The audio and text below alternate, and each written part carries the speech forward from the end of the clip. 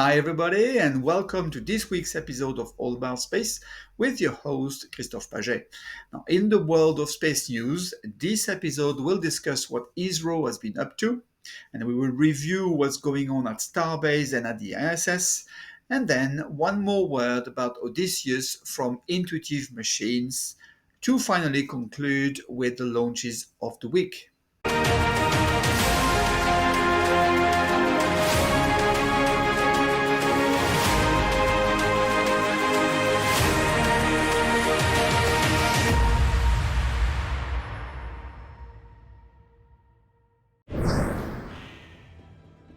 Let us start with Starbase, where Starship number 29 was brought back to the Launchpad B to carry out further tests such as spin prime tests and static fire tests. Now, SpaceX is continuing the refurbishing of the orbital launch mount to accommodate later on the booster number 11. Both Booster 11 and Starship 29 are in preparation to the next integrated flight test number 4, expected around early May 2024. So far, the IFT-3 takeoff thrust and immense heat has damaged some of the Mechazilla arm wiring, along with the booster quick disconnect pipes. Now, several sections for the Mechazilla tower, the brand new one, were spotted at Starbase, but also at his neighboring harbour.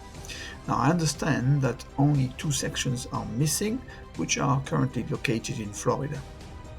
The Star Factory is continuing its expansion, as you could see on your screen.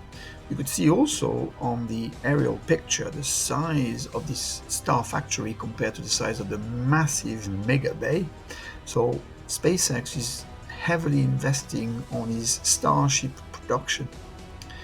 Booster number 4, an earlier version of all boosters, have now been moved from the rocket garden to the production site to be scrapped.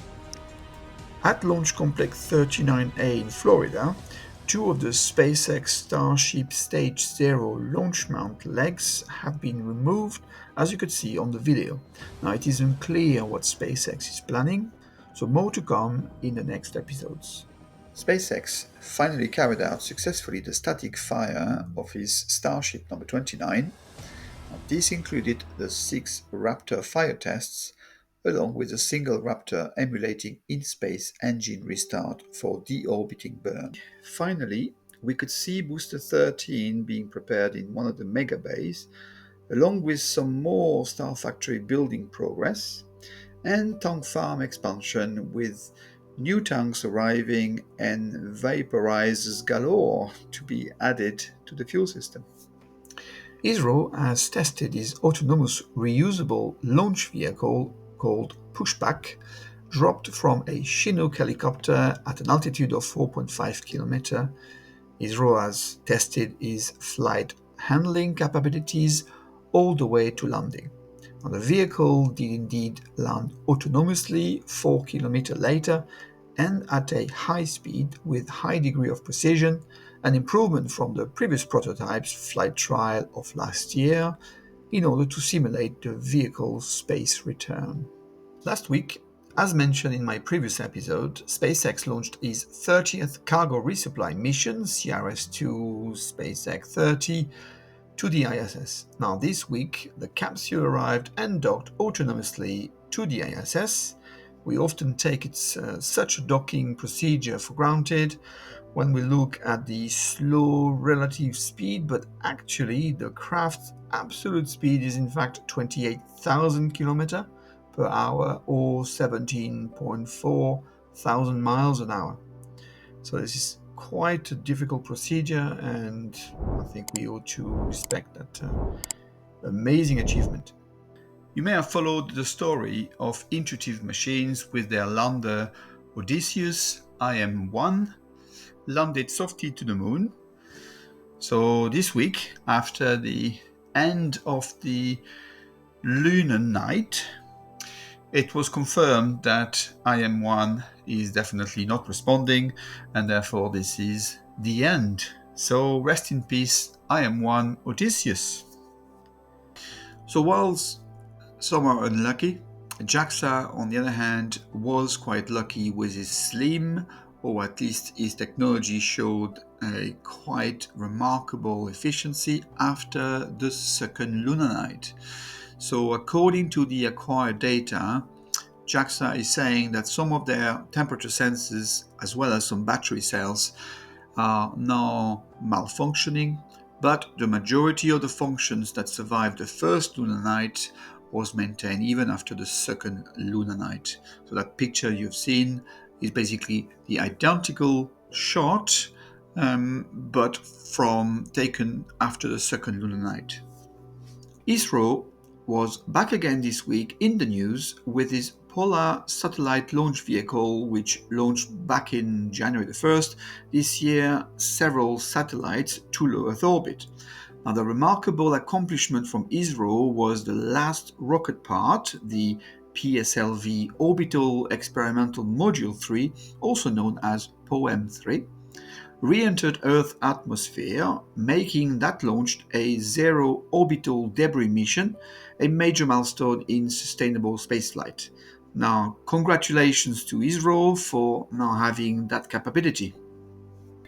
This week, the French President Emmanuel Macron was at the European Spaceport in French Guiana to witness the final assembly of the Ariane 6 rocket prior to his maiden flight in late June this year.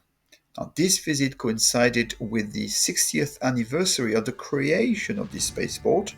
The French president announced as well the financial backing of 4 French newcomers in rocketry, which are Hyperspace, Latitude, Sirius Space Services, and Maya Space. I will of course cover these companies and their progress over time, so do subscribe to this channel to be the first to know what is going on with these French startups. March 23rd, Roscosmos launched a Soyuz 2.1A from Launch Complex 31-6 at Baikonur Cosmodrome in Kazakhstan, sending the Soyuz MS-25 3 crew to the ISS with Roscosmos cosmonaut Oleg Novitsky, NASA astronaut Tracy Dyson, and spaceflight participant Marina Vasilevskaya of Belarus. Now, Novitsky and Vasilevskaya will be aboard the station for 12 days and will return with O'Hara on April 2nd aboard Soyuz MS-24 for a parachute-assisted landing on the steppe of Kazakhstan. Now, O'Hara will have spent 200 days in space when she returns. Left behind until September 2024 will be those who have selected the short straw, Oleg Kononenko and Nikolai Shub of Roscosmos, together with NASA astronaut Tracy Dyson on the Soyuz MS-25. Now you could see on your screen the arrival of the capsule to the ISS. March 24th, SpaceX launched a Falcon 9 for its Starlink mission Group 642 from Florida, with the booster flying for its 19th time. On the next day, SpaceX launched another Falcon 9 from Florida for its mission Starlink Group 646.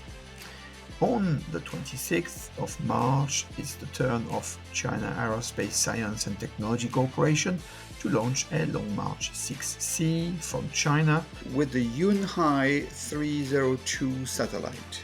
I leave you this week with such an astonishing image of the dusty nebula NGC 2170, also known as the Angel Nebula, shining just above the center of this image, reflecting the light of nearby hot stars. NGC 2170 is joined by other bluish reflection nebula, a red emission region, many dark absorption nebula, and a backdrop of colorful stars.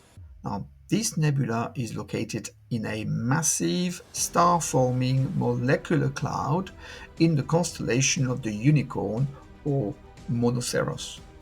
The giant molecular cloud, also known as MON R2, is impressively close, estimated to be only 2,400 light years away, so about 23 quadrillion kilometers or 14 quadrillion miles.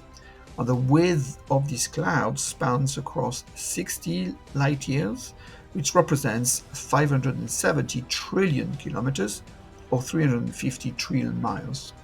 Now, thank you very much for watching your episode of All About Space with me, Christophe Paget, and have a great week. See you in the next episode. Goodbye.